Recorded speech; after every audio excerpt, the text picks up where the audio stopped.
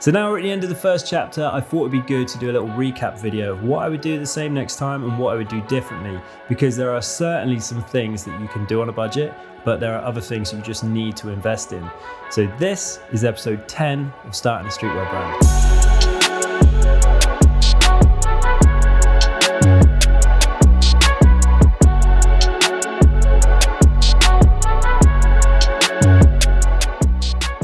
So as I'm sure you guys are well aware of if you've watched the previous episodes, the backdrops that I've been using are terrible. And they're only like £12. They're super cheap, so you can't expect too much from them. But it's just really apparent that they are just not worth it. There's too much time that's needed in Photoshop to sort the banners out afterwards. They're too small as well. I bought one that was 5 foot wide by 7 foot tall. The model's 5'10", so I thought that'd be plenty. Turns out it's not at all. And if anything, it's just more work. My mate, who's a photographer, has come up top trumps again. And he let me know that he's got a whole storage unit full of old paper backdrops from previous jobs that have just been abandoned, and he's only going to go and recycle them. So I've naturally bitten his hand off at the opportunity to take them off him, and they're huge. They're like the whole width of this back wall. So hopefully I'm going to be doing this for the foreseeable future. So I'm quite happy to have something that's installed permanently. So because we've got the chimney breast here, I'm going to have to work around that. I'm going to have to come slightly forward. I could put some blocks of wood on the wall and have it wall mounted, but I don't really want that, and I don't want them going across the prints. So I'm going to do it in the ceiling, but the ceiling's hollow. And there are joists running around, but I don't know where they are because they're all plasterboarded and painted. So I'm gonna have to find them.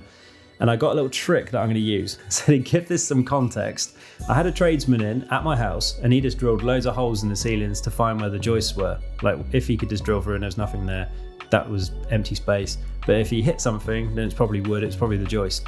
But there were loads of holes in the ceiling, and then had to bodge them up with like polyfiller, and they just look shit still. So I don't want to have to do any of that.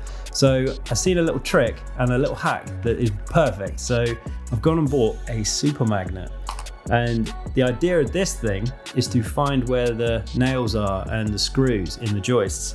And yeah, this thing is proper powerful. I've been told that I need to keep it away from my phone as well and my credit cards because it will wipe them.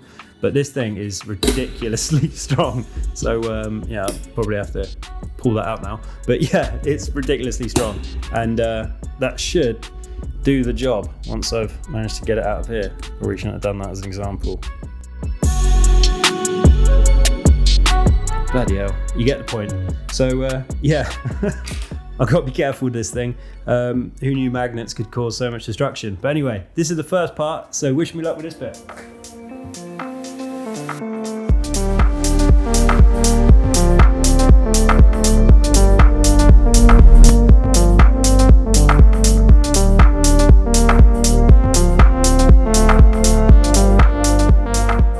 So unfortunately, the two joists are literally just shy of 9 foot apart, so I'm going to have to make up the difference with a piece of wood sandwiched between the brackets and the ceiling.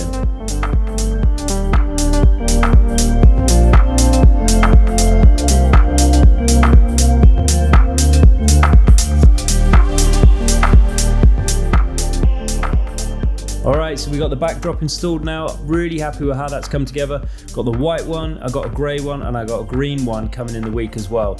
So super happy that I've done that. I think it's well worth doing. And I really like that it's a permanent feature up there too. Something that I can just use whenever I need to. So now that I've got that all set up, I'm going to do the 3D rotating garments. But actually, I want to try and use the Lazy Susan because I think that will be a lot better than having the spinning mobile that I had in episode 7.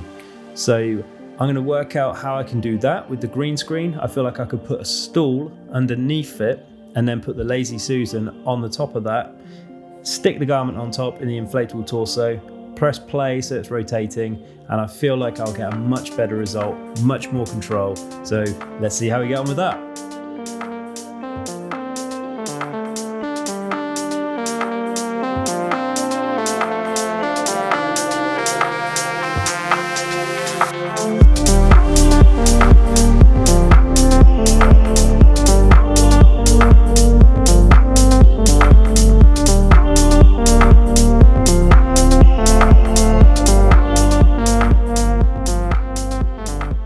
Okay, so here's a bit of a status update with where I'm at. So I've used this, I've bent these top bits round so it can stand up, and I had the Lazy Susan on the top of this, but it's all a little bit too wobbly. So I want something a little bit sturdier, and like to get the garment on it, you have to kind of have it more towards the edge, I think. And it kind of makes it a little bit ballooned around the waist as well. Like no one has a perfectly round waist. So with the garment falling around the Lazy Susan, it's not looking that great. So what I'm thinking instead is using the old backdrop stand that I had. And I've taken the top section off, so I unscrewed that and I've taken that off. And this inflatable thing has a little hole in the bottom, which is a nice, perfect, snug fit on there. So I figured that that would be a much better way of doing stuff, and I'll be able to have a little bit more freedom with it and not worry about it falling over so much. So I'm gonna have to make something to go on top of the Lazy Susan so it can cover that ground. So hopefully this one will work a bit better.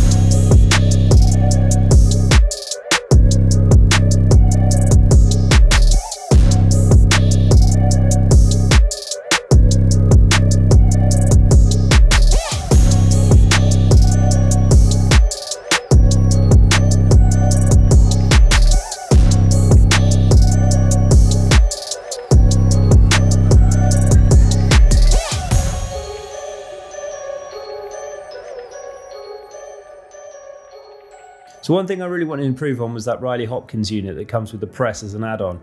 It's really small, really low, and I guess that works for people that are slightly shorter, so I just feel like it's too low. I kind of want it around here, not down here. So what I've done is I've raised it up with some bits of timber, and that feels so much better. It's only like 4 inches higher, but it just feels so much more comfortable now. So what I'm also thinking, now that I've got this raised up with the timber, I'm gonna put some other blocks down the side, and then I'm going to use that middle section as like a storage bit for all the inks and stuff. And I think that would be nicer than having to put it in with all my other stuff that's like a lot cleaner. It's like a cleaner area, and then I've just got one compartment for all the horrible screen stuff and all the inks and stuff, and it just gets a bit too messy.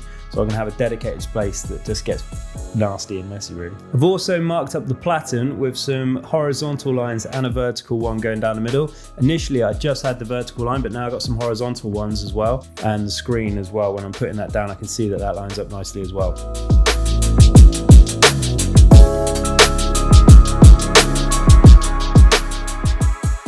So if I was going to do this all over again, this is what I would do differently. So here are my tips. Tip number 1 would be to get your screens exposed at a local print shop. And I know it's a bit of a controversial one. I've been grilled a couple of times by people saying that I'm not doing it properly by skimming over that part of the process. But in honesty, I've got no interest in exposing the screens. What's the point? I really don't care. All I want to do is get that screen set up and then print. That's all I care about. If I was running a print shop, then maybe it'd be slightly different. But again, the guys that exposed my screen, they actually said that there's a huge amount of print shops that are getting their screens exposed by these guys. So a little lesson there, and a little thing that's under the radar that you don't necessarily imagine. Tip number 2, don't be afraid to modify your own palettes. I've made a few now, so I've got one for a sleeve, one for oversized prints, and I've got one for shorts and like jackets and hoodie zips and stuff like that. So they're perfect. There's so much more tailored to what I'm going to be doing as well. So don't be afraid to customize your own stuff to make it suit whatever you're looking to do.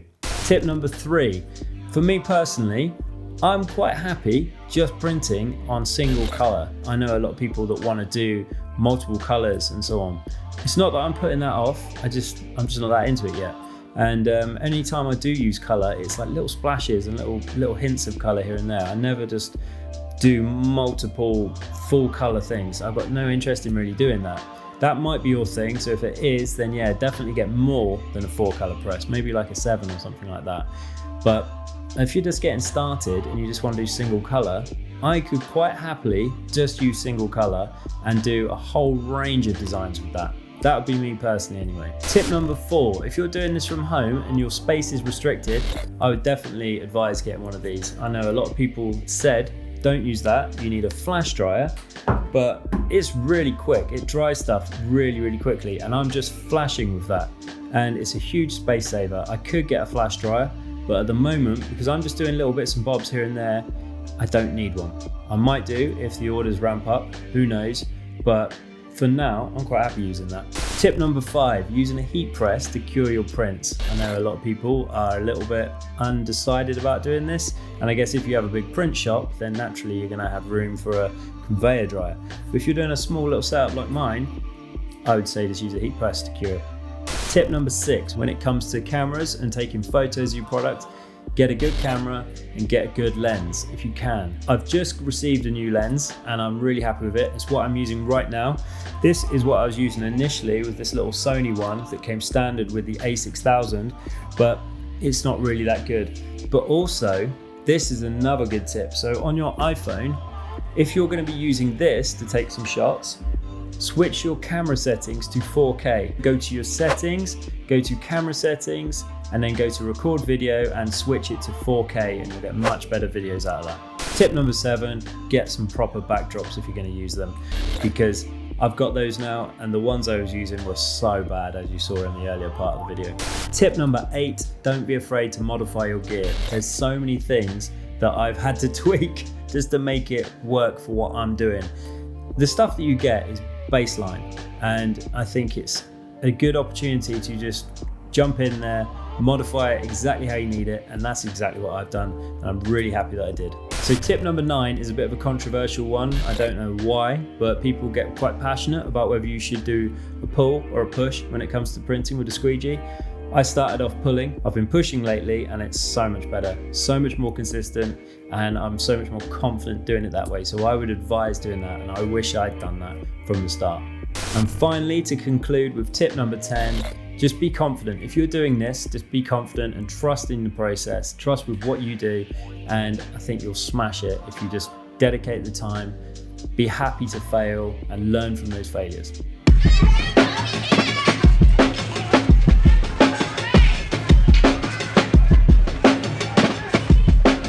So I've just finished that last print sesh, and unfortunately during the cleanup, the tape has peeled off the emulsion of the screen. You see this blue bit here?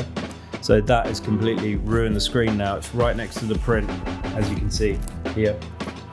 So there's absolutely nothing I can do with that now. That's completely done. I could try and patch it up, but it's gone into the numbers as well, so there's nothing I can do with that.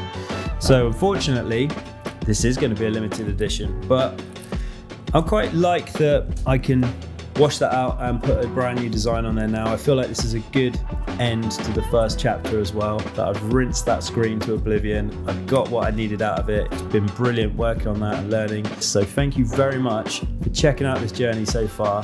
I hope that you've got some good tips and pointers. Again, I want to exaggerate the point that I am not trying to act like I know what I'm talking about.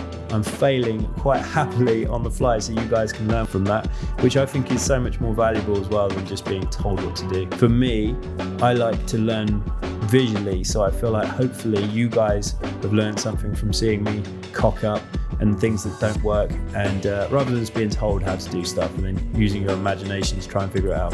So I hope that's been really useful to you. This collection drops on Saturday. If you're watching this video as it drops, this Saturday is when this collection drops. So I can't wait for you guys to get hold of these, finally see what they're like. And I really hope you like the quality of it. I put a lot of hard work into this, as hopefully you guys have seen.